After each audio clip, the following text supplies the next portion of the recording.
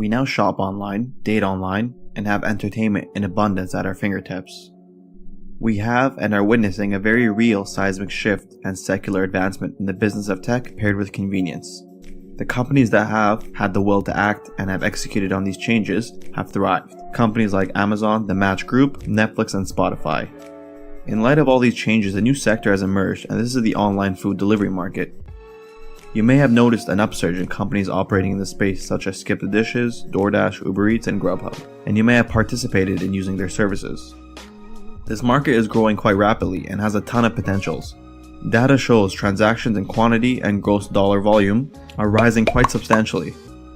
As you can see, we've seen 20+% growth year over year, with estimations of that continuing. And by 2022, this market is expected to be worth nearly $60 billion. This market has been creatively referred to as the virtual food court.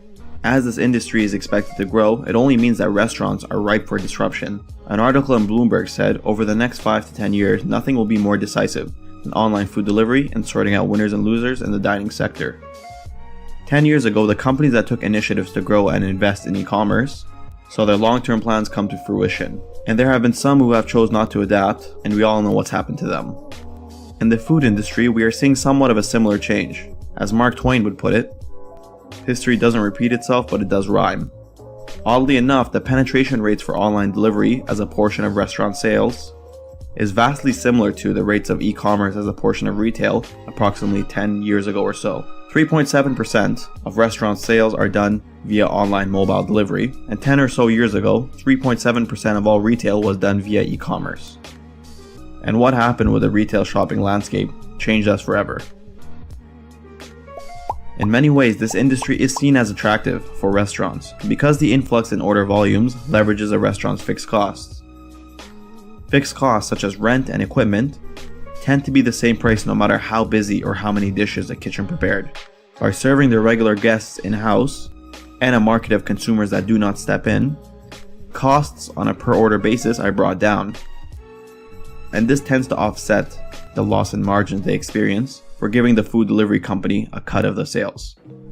The initial point of curiosity, or the assumption many had, was that this would take away from the restaurant dining experience. However, I think this is misguided, because they offer totally different experiences. A candlelit dinner is not a substitution for kicking back and spending the night in with your favorite dish and maybe your favorite TV show. And data shows that 80% of all deliveries goes to the person's place of residence. This industry, if anything, is more about providing options to those who are choosing to spend the night in. Whereas someone in the past would have to go and pick up their food that was for takeout, or they predominantly had pizza as a choice of delivery, now the game has changed. And competition is intensifying. All these businesses are undergoing a lot of expenditures on advertising and undergoing promotions to try and get people to use the experience. Which makes sense, as roughly 80% of users stick to the app they used for the first time. Retaining the consumer is a very important feat going forward. However, there's still substantial room in the engine for this industry to run. About 80% of American restaurants don't offer delivery, and the ones that do, 2/3 of them do it offline, meaning traditional phone calls and pen and paper. Next time, we're going to go over company-specific features and initiate analysis on Grubhub, who is the market leader in this space. We want to thank you guys for listening, and once again, happy investing.